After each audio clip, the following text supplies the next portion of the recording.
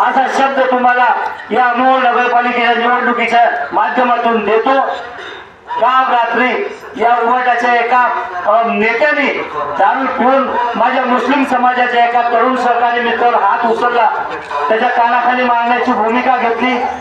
तर त्या उभाटाच्या सर्व त्या मस्तवाल नेत्याला आज जाहीरपणाने सांगतो, अशा हरामखोरांनी जर पुन्हा दारू पिऊन कुठल्या पद्धतीने दंगा करण्याचा प्रयत्न केला, या मुस्लिम समाजावर कुठल्याही पद्धतीने दहशत आणि कोणत्याही पद्धतीने जर दादागिरी करण्याचा प्रयत्न केला, तर आम्ही या मोहोळ विधानसभा मतदारसंघाचा माजी आमदार आणि माझे सर्व हे भावी नगरसेवक नगराध्यक्ष आम्ही स्वस्थ बसणार नाही।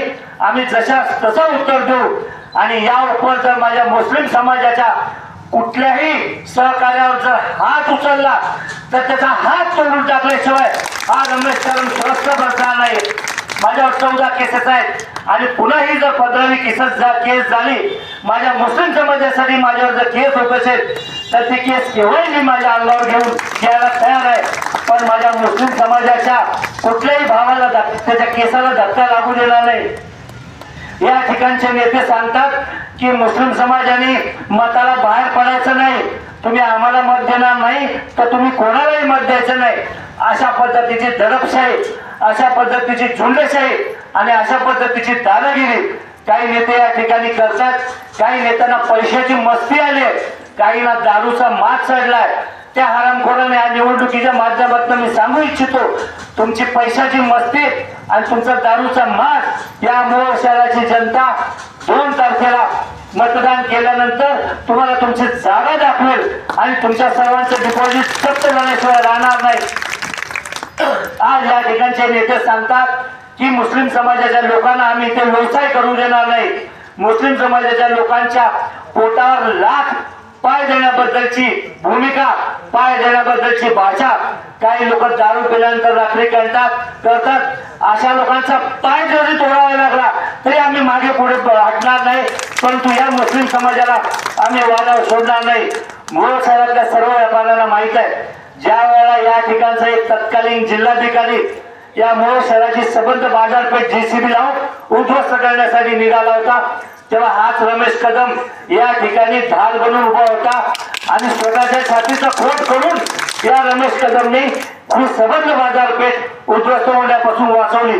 मी काही कोणावर उपकार केले नाही, त्यावेळेला आमदार म्हणून माझं जे कर्तव्य होतं ते मी केलं। या माझ्या व्यापारी भावांना ताकद देण्याचं काम केलं, या माझ्या व्यापारी भावांचा व्यापार उद्ध्वस्त होण्यापासून वाचवला, या माझ्या मुस्लिम समाजाला पुन्हा बेरोजगार होण्यापासून वाचवलं।